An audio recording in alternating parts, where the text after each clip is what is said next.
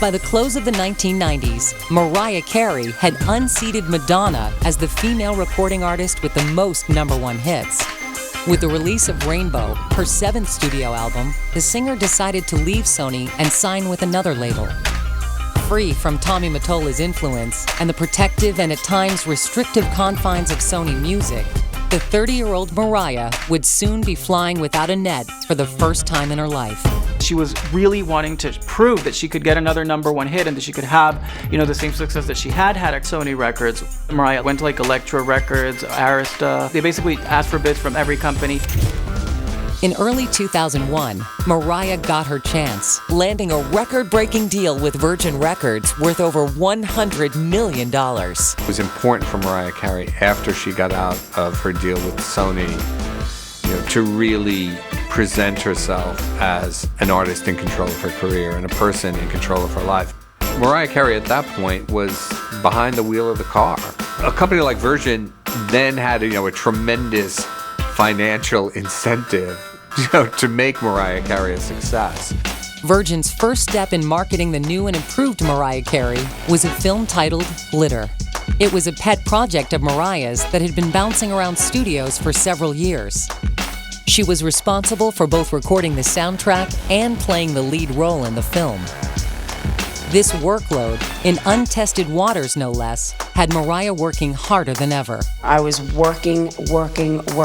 I took it on my shoulders and said, I'm gonna work every single minute of the day. I don't care, I'm gonna make this happen.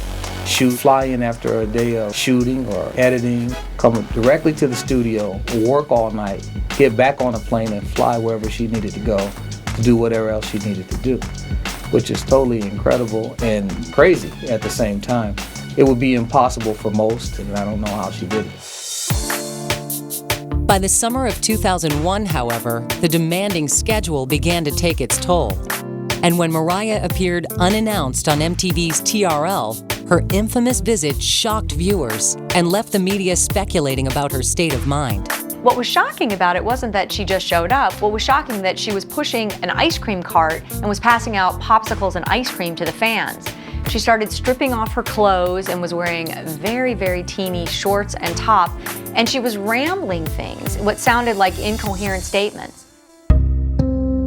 She had just gone through that divorce. She was trying to prove herself in many ways that were personal and professional.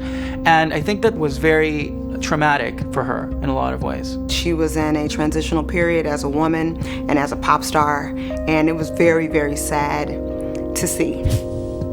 Mariah's downward spiral came to a head on July 25th when the star's mother made a frantic 911 call seeking medical help for her daughter. Later that night, Mariah was admitted to a hospital having suffered an emotional and physical breakdown. A lot of us have those kind of breakdowns, but Mariah, unfortunately, was having hers on MTV. I think her fans, actually, were very worried about her. If you work as hard as she worked from the early 90s for a solid 10 years, you have to take a break. You have to. Working 21-hour days for 2 months in a row, I just got exhausted and I really just collapsed because it was too much. She just needed a break. She needed to rest. She needed to be a human being. Mariah's hospital stay pushed the Glitter premiere from Labor Day to September 21st.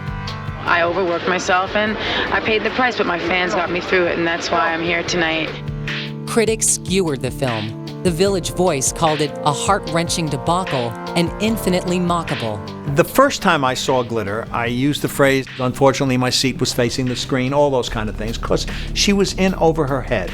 She was ill-equipped to handle a starring role, especially in a movie with a hackneyed script and predictable plot turns. It was almost universally derided. Budgeted at $22 million, Glitter tanked at the box office, grossing just over $4 million. The movie soundtrack was also a disappointment, with Mariah failing to chart a #1 hit for the first time in her career. Glitter just seemed like a complete creative failure for Mariah Carey. And it was one of the first times we really saw her not come through as an artist. And that was very hard for her, and understandably so. The two-tiered failure took Virgin Records by surprise. With more than $100 million on the line, speculation mounted that Virgin execs were seriously considering cutting ties with Mariah. It was a tremendous embarrassment. And there was this kind of sense of like, look, this person is unpredictable and we don't really know what she wants to do and she's driving us crazy. There was a sense of, she's not going to be able to pull it together. In January 2003, the label forked over $28 million to buy out Carey's contract. In total, Mariah received $49 million for less than a year under Virgin's roof.